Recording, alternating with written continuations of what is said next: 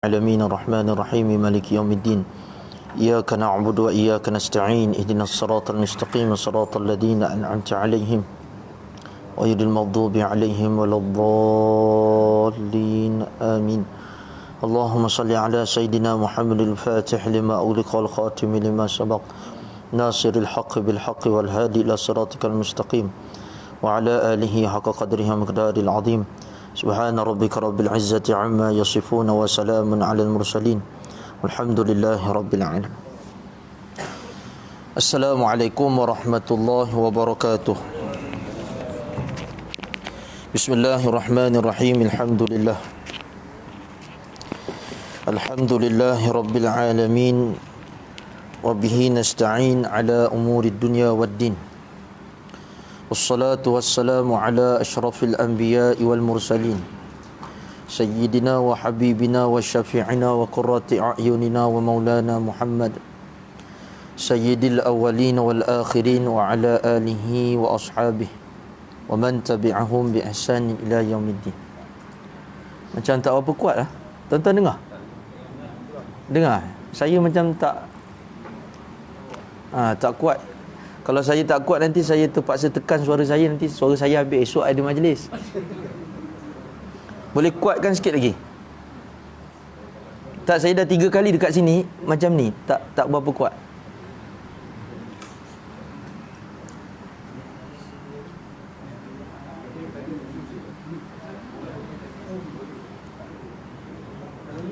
Boleh tolong kuatkan?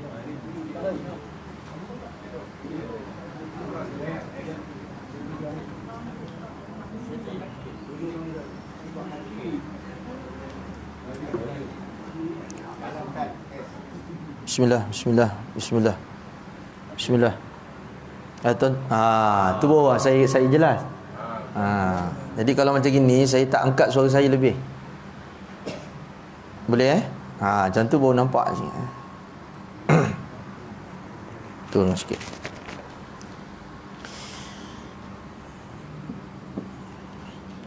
Assalamualaikum warahmatullahi wabarakatuh. Bismillahirrahmanirrahim. Alhamdulillahi rabbil alamin wa bihi nasta'in ala umuri dunya waddin. Wassalatu wassalamu ala asyrafil anbiya'i wal mursalin sayyidina wa habibina wa syafi'ina wa qurrati a'yunina wa maulana Muhammad sayyidil awwalina wal akhirin wa ala alihi wa sahbihi ajma'in, amma ba'd. Sambungan bacaan kitab Himpunan 40 Hadis oleh Al-Mujtahid Madhab Al-Imam An-Nawawi radhiyallahu ta'ala anhu. Kita masih lagi pada muqaddimah. Bukan muqaddimah ni. Muka surat 5 kan? Bukan muqaddimah lah. Masih lagi pada syarah hadis yang pertama.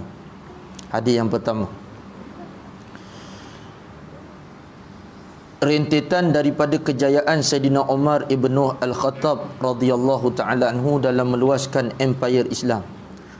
Maka perasaan musuh-musuh Islam mula dipenuhi perasaan iri hati dan dendam. Disebabkan itulah muncul pelbagai usaha untuk membunuh khalifah yang mulia ini. Akhirnya usaha ini berjaya dilakukan oleh seorang majusi yang bernama Abu Lu'lu'ah Al-Majusi. Jadi jangan heran kalau orang baik-baik tetap ada musuh. Itu tak payah heranlah, sebab rentetan perjalanan dalam kehidupan ni dia mesti ada berlawan. Baik lawannya yang tak baik. Tapi biasanya yang baik tu ramai orang suka. Yang tak suka tu ada segelintir. Namun itu sebagai ujian bagi orang-orang yang baik-baik. Maka Allah Ta'ala bekalkan orang yang baik-baik itu kesabaran, kecekalan, ketakwaan, tawakal kepada Allah Subhanahu Wa Ta'ala. Jadi orang baik jangan sabar je lah, tak perlu petikai banyak-banyak.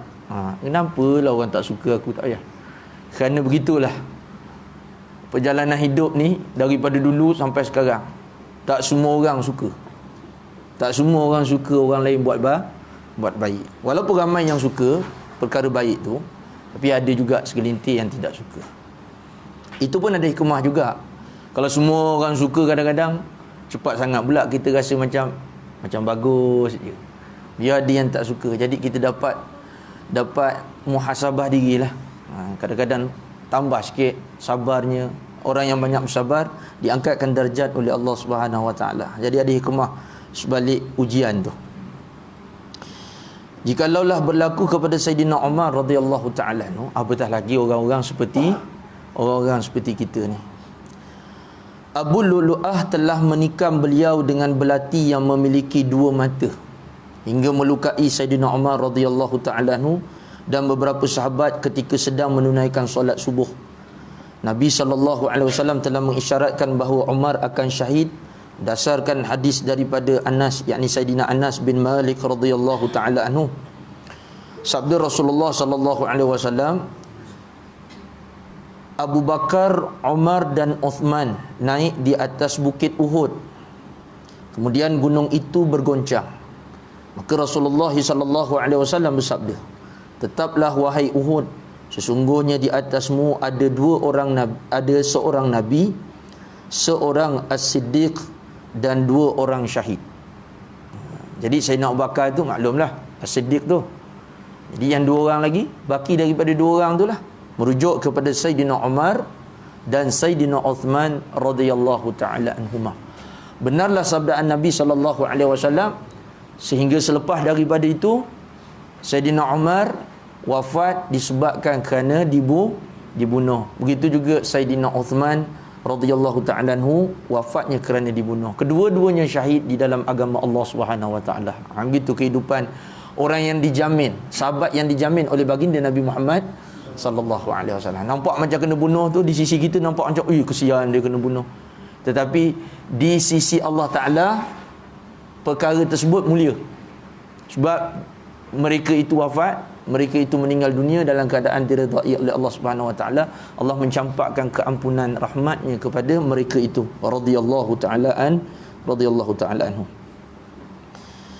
Ketika diberitakan kepada Umar bahawa yang membunuhnya adalah Abu Lu'lu'ah, maka Umar, yakni Sayyidina Umar radhiyallahu taala anhu berkata, "Segala puji bagi Allah yang tidak menjadikan kematianku di tangan orang yang mengaku muslim." Jadi rasa selamat, rasa tenang jikalaulah yang membunuh tu bukan dari kalangan orang-orang yang beriman. Jikalaulah yang membunuh tu bukan dari kalangan orang-orang yang betul lah? Betul eh? Jadi yang bunuh ni orang munafik. Mereka yang berpura-pura beriman, berpura-pura masuk dalam kelompok Islam, tapi sebenarnya hati mereka itu adalah munafik. Sebab itulah mereka rasa tak bersalah membunuh akan pemimpin Islam, Amirul Mukminin Sayyidina Umar radhiyallahu taala anhu. Jadi Sayyidina Umar bila dengar siapa yang bunuh dia tu, oleh kerana Sayyidina Umar kenal Abu Lu'lu'ah ni, jadi Sayyidina Umar ucap alhamdulillah, syukur kepada Allah Subhanahu taala. Kerana yang bunuh bukan dari kalangan orang-orang beriman, orang-orang baik-baik. Yang bunuh ni orang yang memusuhi akan Sayyidina Umar radhiyallahu taala anhu. Demikian wafatnya seorang khalifah Rasulullah sallallahu alaihi wasallam pada tahun 23 Hijrah. Wafatnya Sayyidina Umar pada tahun 23 Hijriah. Kadang-kadang tahun lahir memang susahlah kita nak tahu. Jaranglah kita dengar. Tapi tahun wafat pun kalau tak tahu, kadang-kadang kurang kita mengambil berat terhadap mereka yang disayangi oleh baginda Nabi Muhammad sallallahu alaihi wasallam. Seperti mana berat kita nak menyebut nama-nama mereka di dalam rumah. Dalam rumah kita jarang sebut nama-nama orang yang dikasihi oleh baginda Nabi Muhammad sallallahu alaihi wasallam. Sebab tu kadang-kadang rumah kita tu kurang keberkatannya, kurang rahmatnya. Siapa pun lah, saya sendiri pun begitu juga. Kurang menyebut nama kekasih-kekasih baginda Nabi Muhammad sallallahu alaihi wasallam. Sebab tu kalau digalakkan kita kalau boleh buat taklim, tak payah baca panjang-panjang pun tak apa. Dengar cerita-cerita sahabat-sahabat Rasulullah sallallahu alaihi wasallam jadilah. Dengar sikit-sikit. Ada tak kitabnya? Ada.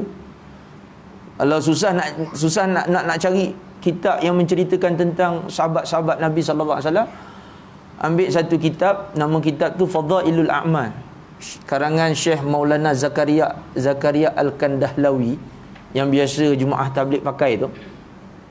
Sekarang jemaah tabligh pakai muntakhab tu, yang dulu punya, yang ada Fadilat Amal tu. Kitab Fadailul Amal tu dia ada bahagian cerita tentang sahabat-sahabat Nabi sallallahu alaihi wasallam. Di situ disusun oleh Maulana Zakaria Al-Kandahlawi radhiyallahu taala anhu, cerita tentang sahabat-sahabat. Jadi nampak dekat situ pengorbanan sahabat-sahabat Nabi sallallahu alaihi wasallam, mereka yang duduk bersama dengan Rasulullah sallallahu alaihi wasallam, berjuang demi Rasulullah sallallahu alaihi wasallam. Mereka yang berkorban dengan Nabi Muhammad sallallahu alaihi wasallam, berkorban untuk agama. Jadi kalau kita dengarkan kepada anak-anak kita, isteri-isteri kita perkara-perkara macam ni, insya-Allah kebaikan-kebaikan itu akan bertambah pada diri mereka itu. Faham? Macam kita dengarkan cerita-cerita tentang artis-artis, lama-lama minat kepada artis-artis barat tu, artis-artis Korea dan sebagainya. Gitu juga kita kena memperbanyakkan menyebut-nyebut nama orang-orang baik, apatah lagi dari kalangan sahabat-sahabat Nabi sallallahu alaihi wasallam. Kita banyak-banyakkan, nanti kebaikan-kebaikan daripada mana-mana tempat masuk ke dalam jiwa dan perasaan orang rumah kita, anak-anak kita, orang-orang yang kita sayang, insya-Allah. Jadi mudahlah kita nak pergi ke syurga tu, mudah. Kerana di dunia lagi dah kasih kepada ahli syurga. Sahabat-sahabat ni ahli syurga tak? Ya, saya ahli syurga. Masih hidup lagi dijamin oleh baginda Nabi Muhammad sallallahu alaihi wasallam. Jadi kalau kita dah sentiasa begitu asyik sebut-sebut tentang mereka itu, nanti dipermudahkan kita jalan ke syurga, insya-Allah, mudah-mudahan. Allahumma ja'alna minhum. Mudah-mudahan kami dijadikan dari kalangan mereka yang banyak mengingatkan tentang baginda Nabi Muhammad sallallahu alaihi wasallam dan para kekasihnya radhiyallahu taala anhum ajma'in. Antara hikmah belajar hadis ni tuan-tuan, puan-puan, kita dengar periwayat tu pula, perawi dia tu pula asalnya kebanyakan daripada sahabat-sahabat baginda Nabi Muhammad sallallahu alaihi wasallam. Sebenarnya kalau belajar hadis ni ada adab dia. Ada adab belajar hadis. Tak apalah sambil-sambil kita dengar matan hadis, syarah hadis tu, nanti kita masukkan juga ada adab belajar hadis. Kebanyakan daripada orang sekarang ni meninggalkan adab belajar ilmu hadis. Dia belajar ilmu hadis tu ada adab. Jadi kebanyakan daripada orang-orang yang pergi universiti, kolej, belajar sikit sampai dah tahu banyak hadis, kemudian pergi luar negara, sampai balik, mereka itu kurang peka dengan adab-adab penuntut ilmu hadis. Sebab tu kadang-kadang mereka menjadi bongkak. Mereka rasa mereka yang terlebih alim daripada ulama-ulama hadis dahulu. Tu yang kadang-kadang cakap je hadis apa? Cakap je, saya tahu semua hadis. Para ulama dahulu tak berani nak cakap macam tu, tapi dia berani cakap. Ada satu video tu, belakang dia ada Iron Man. Ada pernah tengok tak? Orang post video, belakang ada Iron Man, cerita pasal hadis. Ulama dahulu begitu jaga adab tatkala berkata tentang hadis. Imam Malik radhiyallahu taala anhu, tatkala ia mengajarkan Al-Muwatta, himpunan hadis-hadis baginda Nabi Muhammad sallallahu alaihi wasallam, 17 kali jengking kat dalam sepatu dia. Gigit kaki dia, tak bergerak. Bertukar-tukar warna rupanya. Rupa Imam Malik menahan sakit tu bertukar-tukar. Sekejap warna kuning, sekejap warna merah, sekejap warna kehijauan sikit. Tahan. 17 kali jengking. Tak bergerak-gerak demi menjaga atau menghormati, memuliakan hadis baginda Nabi Muhammad sallallahu alaihi wasallam. Tapi orang-orang sekarang bermudah-mudah, suka-suka hati buat live atas katil cerita pasal hadis. Suka-suka hati buat live, tak jaga adab ketika menyampaikan hadis.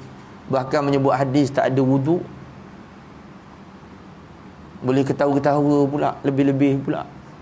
Kadang-kadang perkara yang sia-sia dibawakan ketika menyampaikan hadis baginda Nabi Muhammad sallallahu alaihi wasallam. Jadi kita minta lindung dengan Allah daripada berlaku perkara yang mencari adab, terkucil adab terhadap baginda Nabi Muhammad sallallahu alaihi wasallam. Dia marahkan orang Melayu. Ini hadis orang Melayu. Berani dia cakap macam tu.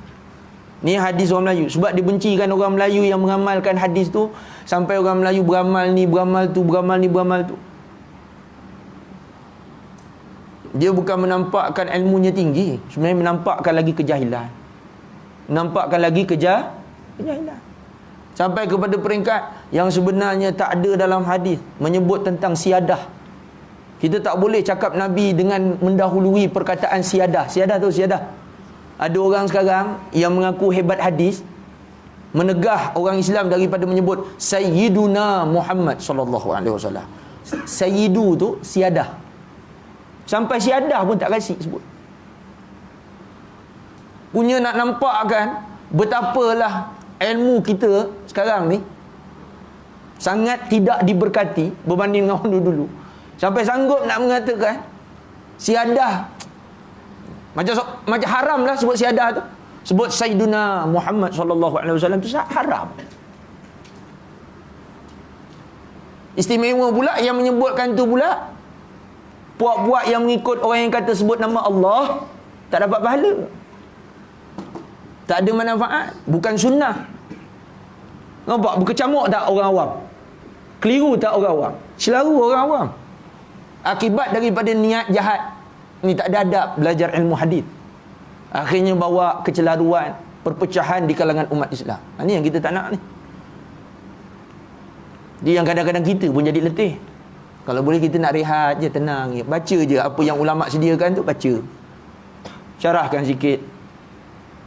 Orang awam dapat kepahaman. Gitulah kita dulu. Orang-orang Melayu dulu gitulah. Belajar, dapat kepahaman, beramal. Yang lebihnya tu beramal tu. Sekarang makin belajar, makin nak tinggalkan amalan. Makin tinggi dia belajar, ke universiti ke apa ke, makin nak tinggalkan amalan. Makin nak tinggalkan amalan. Mari kita zikir ramai-ramai lepas sembahyang. Tak sunnah zikir lepas sembahyang. Beramai-ramai tak sunnah. Tak ada dibuat di zaman Rasulullah, jadi kita jangan buat. Asal tak ada buat di zaman Rasulullah, jangan buat. Nampak tak kejahilan tu? Nampak sangat jahil tu. Mana-mana orang yang menggunakan perkataan ini, tak ada zaman Rasulullah, itu sesat. Tak ada zaman Rasulullah, itu bid'ah. Tak ada zaman Rasulullah, itu tak boleh buat. Ini jahil. Tak ada zaman Rasulullah. Habis Quran satu mushaf ada di zaman Rasulullah sallallahu alaihi wasallam. Dalam satu mushaf Quran. Memang Quran tu ada semua zaman Rasulullah sallallahu alaihi wasallam. Tapi adakah dalam satu mushaf? Terhimpun dalam satu mushaf gitu. Siap dengan titik-titik apa semua siap. Agak-agak kalau tak ada titik huruf tu, kita boleh baca ke? Dia datang selepas daripada Nabi sallallahu alaihi wasallam titik untuk mudah orang ajam macam kita ni baca. Cuba bayang kalau titik huruf tu tak ada. Lagi menggelupur kita. Ha dengan jim sama je. Nak sebut apa tu? Setara dah ada baris, dah ada titik, siap warnakan lagi. Merah apa hukumnya? Biru apa hukumnya? Salah juga. Salah juga. Berapa ramai ayat kursi tak lepas-lepas. Salah membacanya. Pendek panjang tu terabuk. Sebab kita rasa kita dah tahu. Tak payah kot, nak tengok-tengok lagi dah tahu. Betul kot. Dia tak main kot. Dengan sebab ada perkara-perkara macam ni lah mudah kita tahu dengan jalan belajar. Alhamdulillah. Dia nak kata bid'ah tak, bahkan jadi bid'ah wajib pula. Bid'ah tu makna benda baru. Benda baru yang wajib diadakan. Macam himpunan pengajian ilmu nahu. Kalau tak ada kawaid ilmu nahu dalam satu kitab, ulama kalau tak karang, orang kita tak boleh baca Quran, tak faham apa isi Al-Quran, isi hadis, ibarah, kitab ulama Arab, tak tahu. Lalu dia himpunkan satu rumus pengajian untuk mengetahui bahasa Arab. Itu bid'ah. Tapi bid'ah wajib ni. Kalau tak ada bid'ah yang ini, tak boleh faham Quran. Siapa kata bid'ah semua sesat? Engkau yang sesat. La haula wala quwata illa billah. Kata ustaz nak kena jaga suara. Macam je tu tak. Ini masa-masa dia ada lah. Jadi insya-Allah tuan-tuan, dan nak hampir kepada sambutan Maulidur Rasul sallallahu alaihi wasallam. Jangan dihiraukan orang-orang yang masih lagi jahil. Ini bid'ah. Dia jahil lagi tu. Tak tahu itu bid'ah yang boleh. Tak tahu lagi masih. Biarkan dia. Kita bismillah. Menyambut, menghayati, menyemarakkan lagi. Kalau tak dapat ke masjid, ke surau, rumah sekalipun, bismillah dengan anak beranak, sambut Maulidur Rasul sallallahu alaihi wasallam. Demi sesungguhnya niat kita hanyalah semata-mata bagi meraihkan baginda Nabi Muhammad sallallahu alaihi wasallam. Nikmat yang paling besar. Nikmat yang paling besar wujudnya baginda Nabi Muhammad sallallahu alaihi wasallam. Kerana adanya Rasulullah, maka adanya yang lain. Dipanggil wujudur rahmah. Wujud yang rahmah. Wa ma arsalnaka illa rahmatan lil alamin. Sallallahu alaihi wa ala alihi wa sahbihi wa baraka wa sallam. Insyaallah nanti untuk akhirnya nanti kita ada marhaban selawat sikit sebagai mengalu-alukan kedatangan Rabiul Awal, bulan kelahiran baginda Nabi Muhammad sallallahu alaihi wasallam. Ada orang tanya, Rabiul Awal ke sambut Rasulullah?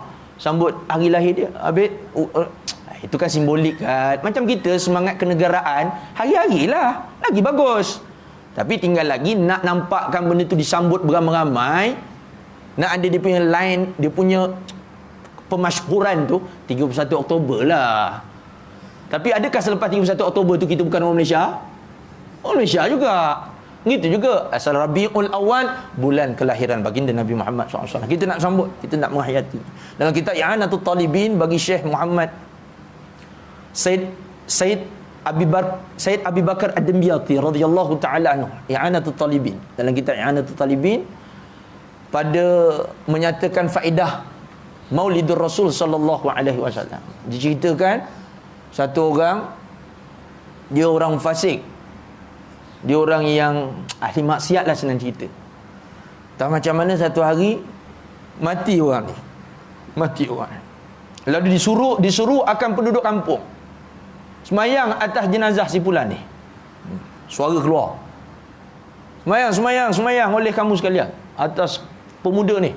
Semayang. Maklum orang jahat ni, orang tak buat tak ambil hirau lah.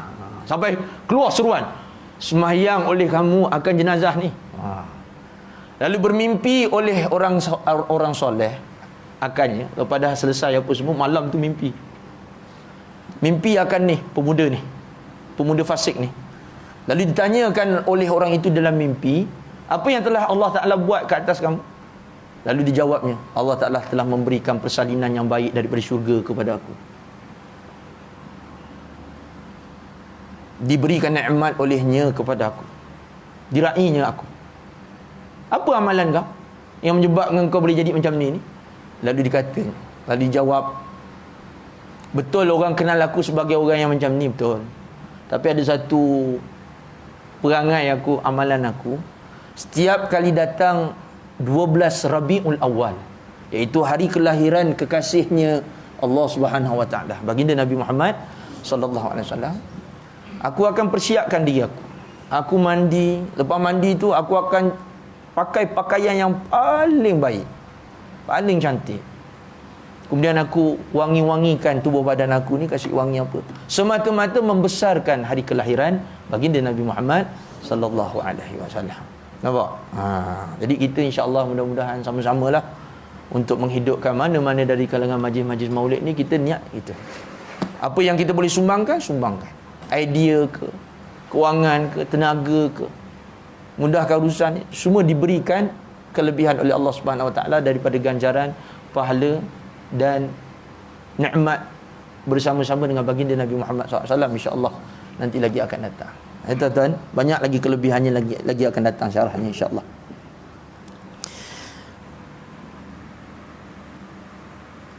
Segala puji bagi Allah yang tidak menjadikan kematianku di tengah orang-orang yang mengaku muslim. Katanya Sayyidina Umar radhiyallahu taala. Demikian wafatnya seorang khalifah Rasulullah SAW pada tahun 23 Hijrah. Setelah diangkat menjadi khalifah selama 10 tahun 6 bulan, beliau wafat dalam usia 63 tahun dengan gelar syahid. Selain itu beliau dimakamkan di sebelah makam Rasulullah sallallahu alaihi wasallam setelah mendapat persetujuan Sayyidatuna Aisyah radhiyallahu taala anha. Demikian mereka itu mendapat gelaran syahid. Mereka itu tak sayang pada dunia. Dunia itu diurus dengan baik mengikut apa yang dikehendaki oleh Allah dan baginda Rasulullah sallallahu alaihi wasallam, apa yang diajarkan oleh Rasulullah sallallahu alaihi wasallam, apa yang diredai oleh Rasulullah sallallahu alaihi wasallam. Gitulah kehidupan mereka. Sampai masa mereka itu dipanggil oleh Allah Ta'ala, mereka dalam keadaan terima bulat-bulat. Dunia ni sebenarnya letih, kita je yang rasa senang. Dunia ni sebenarnya letih. Tapi dia akan menjadi tenang kalau kita mengikut agama. Tapi kalau kita tinggalkan agama sampai kita tak nampak keletihan tu, sebenarnya kita ditipu daya. Wa mal hayatud dunya illa mata'ul ghurur. Tiadalah dunia ni melainkan tipu daya je. Tipu daya je. Sebab itulah diajarkan kepada kita zikir. Termasuk daripada perintah agama apa semua tu, zikir. Ingat kepada dia. Yang mana kita akan kembali kepada dia, insya-Allah, mudah-mudahan. Mudah-mudahan tu maknanya dalam agamanya lah, agama Islam, agama Rasulullah sallallahu alaihi wasallam. Selagi kita tak mati ni tuan-tuan, belum tentu selamat lagi. Lagi tak mati, belum tentu selamat lagi. Sebab tu berusaha kita dalam nak menyelamatkan akidah kita ni, menyelamatkan diri kita ni, menyelamatkan agama kita. Selagi tak mati, selagi itu kita banyak cabaran. Selagi tak mati, selagi itu banyak kita punya dugaan ujiannya. Sebab itulah mohon kepada Allah Ta'ala mudah-mudahan dimatikan dalam husnul khatimah dalam agama baginda Rasulullah sallallahu alaihi wasallam. Sebab itu kita kena memperbanyakkan, selain daripada kita mentaati syariat yang wajib-wajib ni, kena memperbanyakkan zikir dan memperbanyakkan selawat. Inilah senjata kita di akhir zaman. Memperbanyakkan selawat ke atas Nabi Muhammad sallallahu alaihi wasallam. Lagi dan lagi. Jangan sedikit, banyak insya-Allah diselamatkan dengan berkat selawat ke atas Nabi Muhammad sallallahu alaihi wasallam.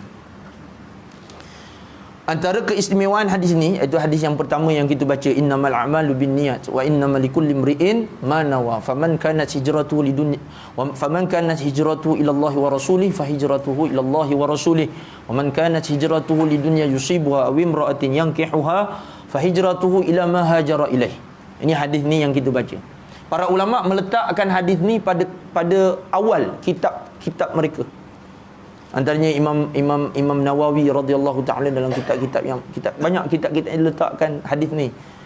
Sebab hadis ni mengingatkan kepada memperbaiki niat. Kalau niat rosak, nanti rosak. Tapi kalau niat kita baik, insya-Allah segala-galanya okey.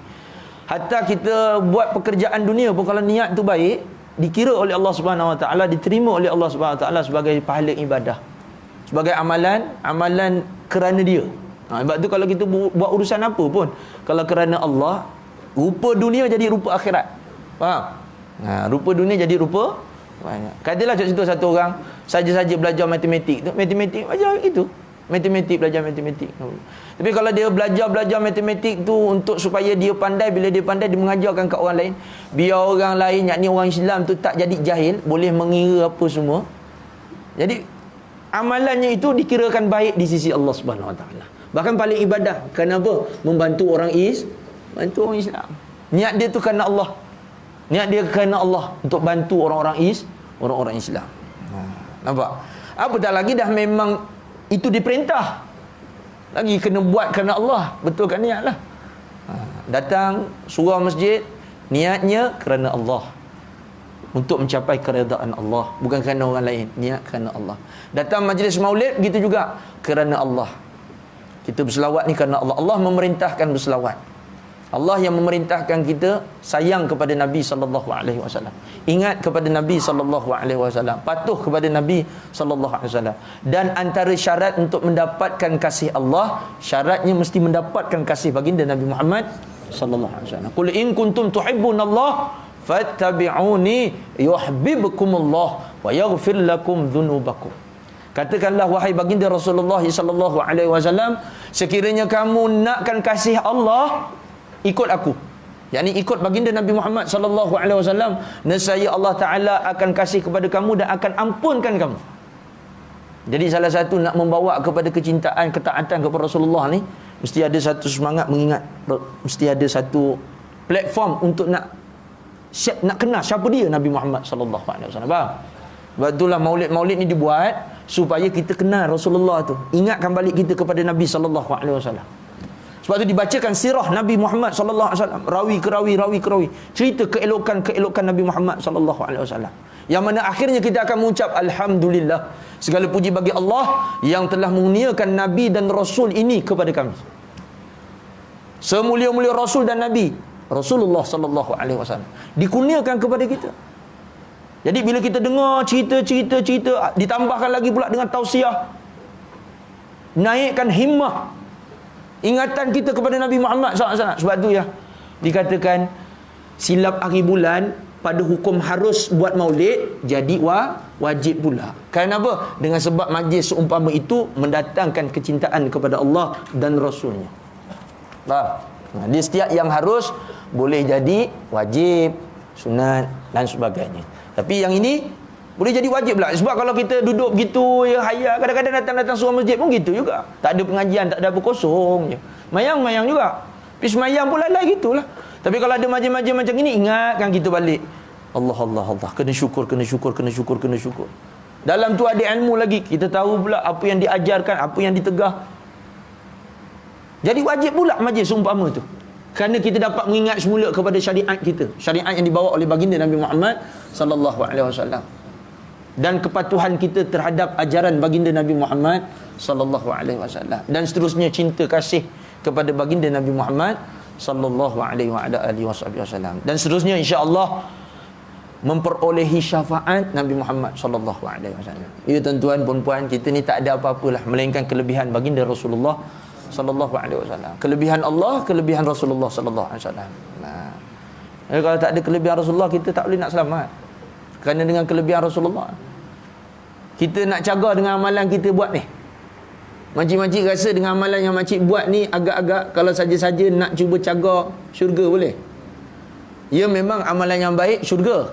Tapi yang kita buat ni, yang tadilah, ambil yang tadi je cukup. Sembahyang maghrib tadi tu. Rasa-rasa dengan amalan tu ke kita nak caga syurga Allah Ta'ala? Tak layak kita. Tak layak. Tapi bila adanya baginda Nabi Muhammad sallallahu alaihi wasallam, semua tu dikira. Masuklah kamu kerana mendapat syafaat baginda Nabi Muhammad sallallahu alaihi wasallam.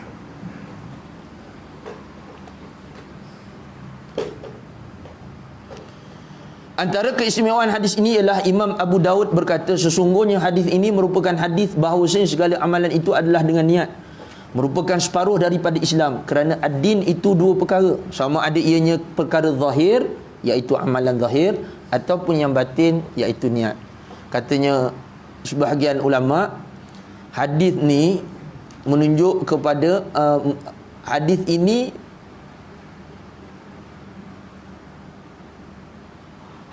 yakni hadis yang berkaitan niat ni merupakan ataupun memberi makna kepada separuh agama. Hadis ni memberi isyarat, maknanya bahagian, ada kan dalam urusan agama ni dua bahagian. Satu bahagian zahir, satu bahagian batin. Jadi hadis ni sahaja merangkumi yang batin. Jadi separuh selesai, separuh lagi pada hadis yang lain. Maknanya sabdaan Nabi Muhammad sallallahu alaihi wasallam ini penuh dengan makna tersurat dan tersirat.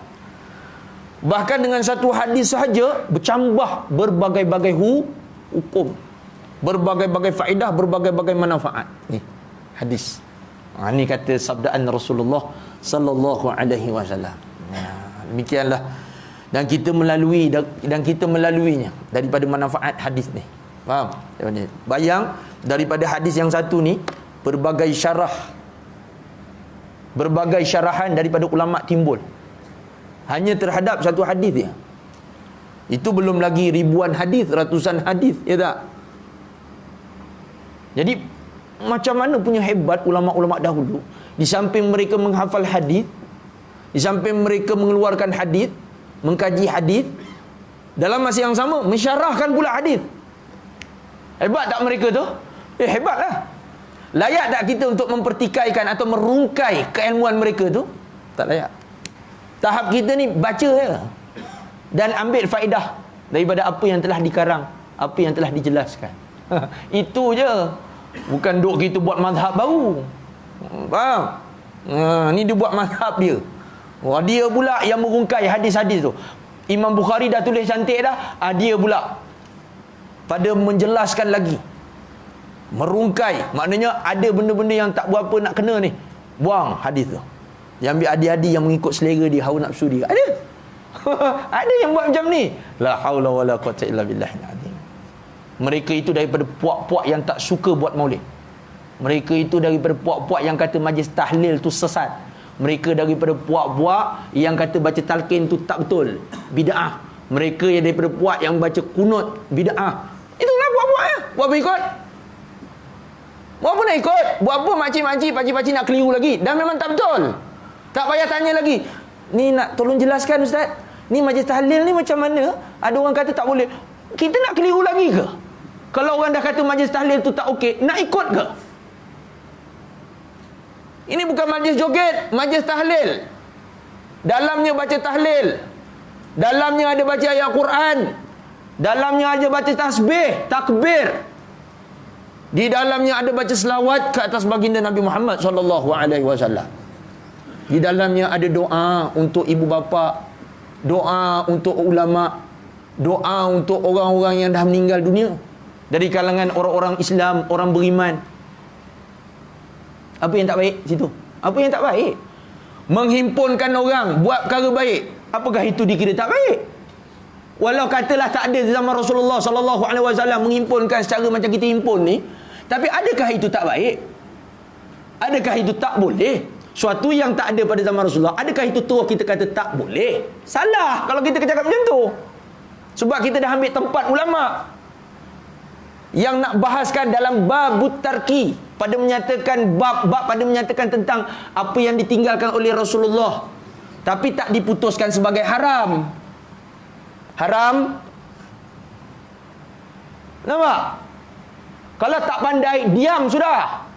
Jangan bawakan kekeliruan dan kecelaruan. Faham? Kalau kail panjang sejengkal, lautan dalam jangan kau duga. Ulama punya ilmu jauh tingginya. Dalamnya tu betul-betul dalam. Yang kita ni duk main parit-parit kampung, tak payahlah. Pancing kat parit. Yalah. Lepas tu nak sembang dengan orang yang pancing dekat lautan luas. Berat tu. Biasa main kat parit je. Apa yang jadi kalau duduk kalau orang biasa main pancing, pancing pakai buluh tu. Umpan cacing. Kadang-kadang kata-kata kecil. Dengan orang yang pancing dekat dalam bot, tengok National Geographic tak? Yang jenis tangkap jerung, lepas tu dia taruh kamera kat jerung tu pula, lepas tu lepaskan balik. Kita yang ni tadi pancing yang tepi parit tu, tak kira lah parit turun ke parit jarum, parit mana-mana, tiba-tiba naik bot orang tu nak sembang lebih-lebih, boleh ke? Ini apa pasal ni jerung, tangkap ni jerung, ni jerung. Ni cuba kau pakai mata kail yang ini. Habis. Cuba kau pakai aku punya pancing, joran aku. Mana joran kau? Ni alah buluh kering. Woi, tak main ni. Dah macam ini kita dah tak pakai dah. Kita dah pakai kren, woi, tarik daripada dalam laut tu tarik. Engkau pakai yang ini lagi. Ini buat sebat kau. Nak banding ilmu ulama, jangan. Kita siapa? Jangan mana-mana. Jangan tuan-tuan ikut orang yang macam ni. Walau depannya ada doktor falsafah. Minum dulu lah tuan-tuan.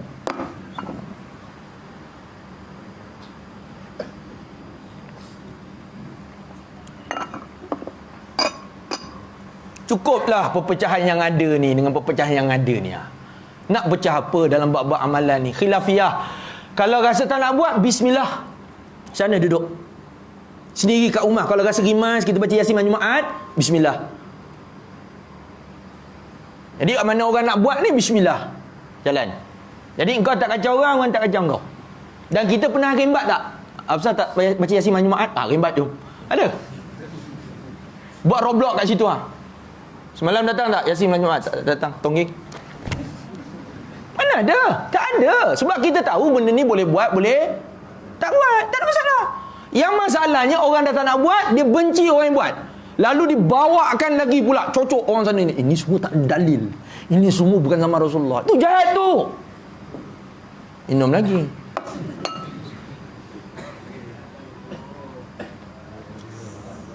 Saya bawa bukan kerana nak layan puak-puak ni. Tak ada. Itu bukan kita punya cara. Tapi saya nak membantu pakcik-pakcik buat benda yang baik ni. Jalan terus. Jangan ingat tak ada orang boleh. Diam je. Ada orang nak beritahu. Benda ni boleh. Jangan ingat tak boleh. Boleh.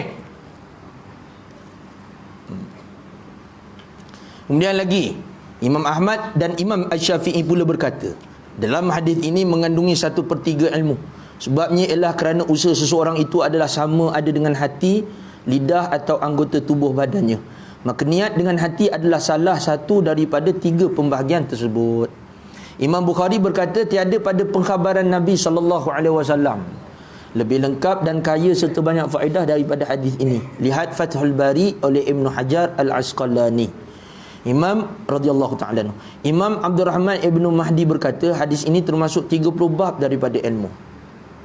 Imam Syafi'i juga berkata hadis ini termasuk dalam 70 bab daripada ilmu. Sebagian ulama berkata Islam berkisar pada 2 hadis sahaja, iaitu hadis ini dan hadis kelima Al-Arba'in An-Nawawiyah. Hebat hadis Rasulullah sallallahu alaihi wasallam. Sekira-kira dengan 2 hadis ni dah boleh berjalan lah. Inilah ni umpamanya lah hebatnya hadis-hadis Rasulullah SAW. Ini cukup. Bismillah. Abi Ubaid berkata Nabi SAW menghimpunkan semua urusan akhirat berdasarkan hadis, siapa yang beramal tiada kena mengena dengan urusan kami, ia akan ditolak. Riwayat Muslim. Dan semua urusan dunia pada hadis bab ni. Yang hadis yang ni akan datang ni ada syarahnya. Ada orang ambil hadis ni untuk dia menuduh, menghukumkan apa yang diamalkan oleh orang Melayu sesat. Sebab apa? Rasulullah kata mana-mana, dia kata siapa yang beramal tiada kena mengena dengan urusan kami, ia akan tertolak. Dia pun ambil hadis ni, dia kelirukan orang. Nampak? Rasulullah kata kalau apa yang Rasulullah tak amalkan, tiba-tiba kita amalkan, dia tertolak. Jadi orang awam dengar, tak boleh. Sebenarnya ni ada syarah dia, ada syarahnya. Tapi oleh kerana dia khianat pada ilmu, dia tak sebarkan kebenaran. Yang dia sebarkan barang yang kena dengan hawa nafsu dia. Nanti kita ni tinggal lagi lambat ya makcik. Apa kita baca nanti? Laju je kita baca biar sampai dalam hadis ni. Kita terangkan apa dengan maksud kalau beramal, kalau bukan daripada barang siapa yang beramal bukan daripada apa yang kami buat, nescaya ia tertolak. Apa makna dekat situ? Nanti disyarahkan. Al-Hafiz Ibn Hajar Al-Asqalani berkata hadis ini sahih, sepakat atas kesahihannya dan besar serta agung kedudukannya di samping banyak faedahnya. Itu daripada satu hadis ni bercambah berbagai-bagai ilmu, berbagai-bagai fasal, berbagai-bagai bab. Ni hebatnya hadis ni. Sebab tu diletakkan hadis ni pada hadis yang pertama, himpunan hadis 40 hadis daripada Imam Nawawi radhiyallahu taala. Ulama dan hadis ini wallahu a'lam. Insya-Allah tuan-tuan lagi akan datang sambungannya pada bulan depan. Insya-Allah mudah-mudahan apa yang kita dengar ni dapat sama-sama kita beramal, dapat sama-sama kita beroleh manfaatnya mudah-mudahan dengan kemuliaan baginda Rasulullah sallallahu alaihi wasallam. Jadi sama-sama kita dapat perbetulkan niat tuan-tuan Niat ni kena sentiasa. Kena sentiasa. Kalau boleh sampai habis, sampai mati. Macam orang main badminton tu.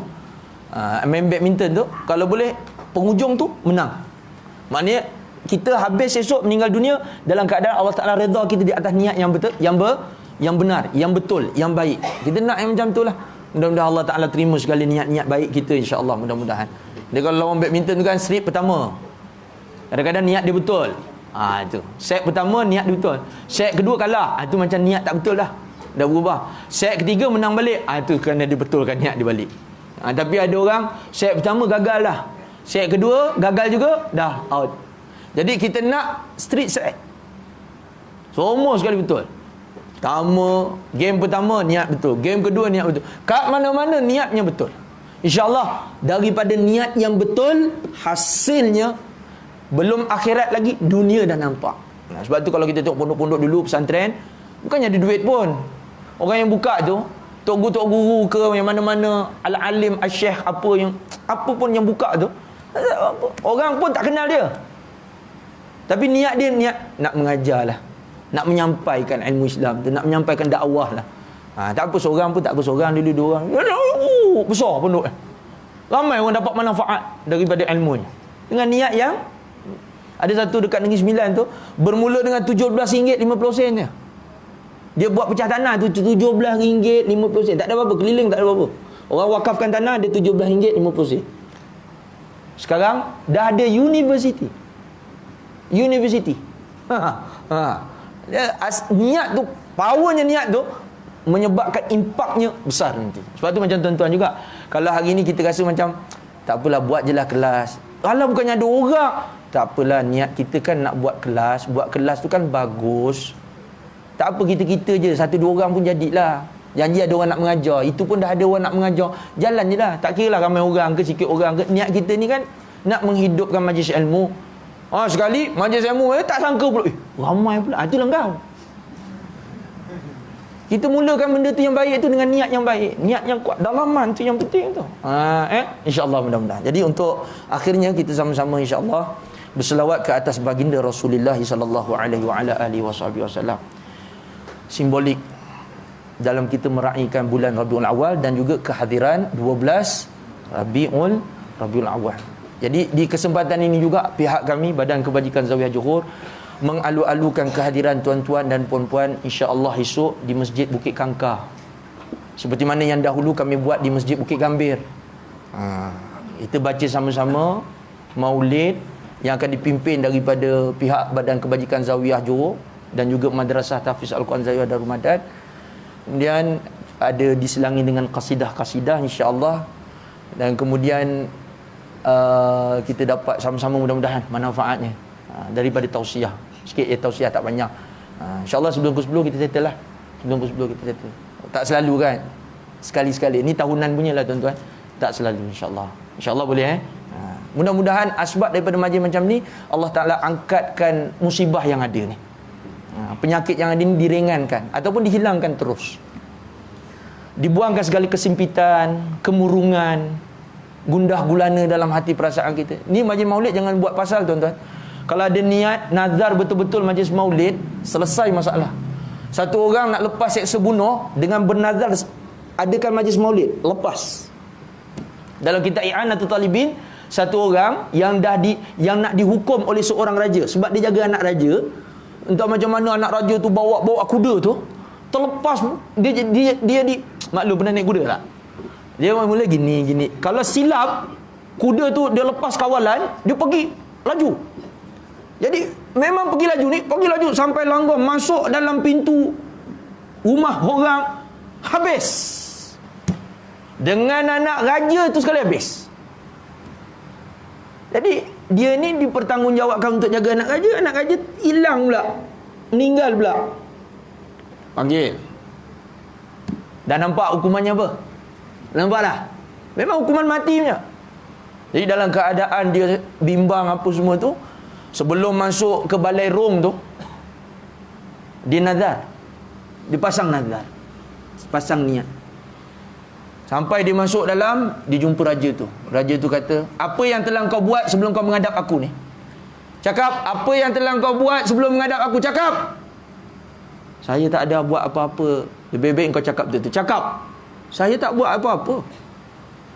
Cakap. Sebab tadi aku marah betul. Sebelum kau datang ni, aku marah betul ni. Tapi sekarang ni, aku rasa macam nak maafkan kau ni.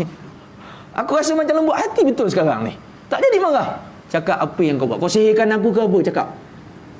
Wallah, demi Allah, saya tak buat apa-apa melainkan, tu baru dia cakap, saya bernazar dalam hati saya cakap, kalau aku lepas hukum bunuh ni nak buat maulid, patutlah ni ambil ni duit ni, tunaikan hajat engkau, doakan aku lepaskan kau daripada hukuman bunuh. Ni contoh kerana bernazar dengan maulid, nak bantu meraihkan maulid, lepas seksa bunuh. InsyaAllah sama-sama insyaAllah. Sallallahu ala Muhammad sallallahu alaihi wasallam. Sallallahu ala Muhammad sallallahu alaihi wasallam. Allah ya Nabi salam alaika, ya Rasul salam alaika, ya Habib salam alaika, salawatullah alaika, ashraqal badru نافعت فاز منه البدور مثل عذنك ما رأى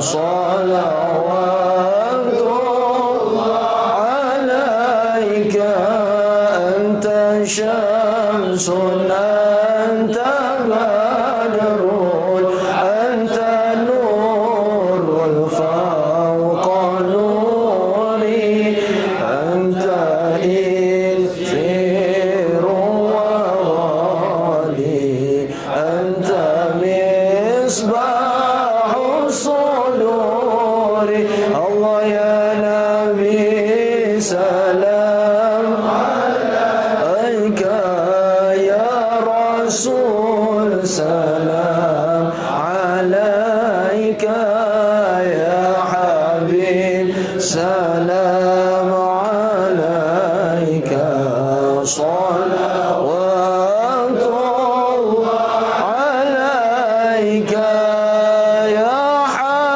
حبيبي يا محمد يا عروس الخفقين يا مؤيد يا ممجد يا إمام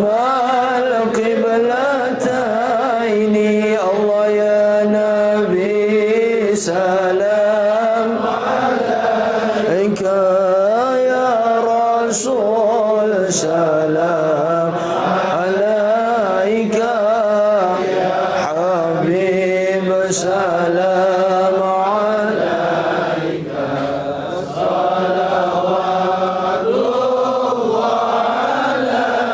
كما رأيتك يسأل يا كريم الوالدين حوضك الصافي المبارك وردنا يوم النشور الله يا نبي سلام عليك يا رسول سلام عليك يا حبيب سلام عليك صلوات الله عليك عليم سري فمستجيب دعواتي ربي ارحمنا جميعا بجميع الصالحات الله يا نبي سلام عليك يا رسول سلام عليك يا حبيب سلام عليك صلوات علم السر وأخفى مستجيب دعواتي ربي ارحمنا جميعا بجميع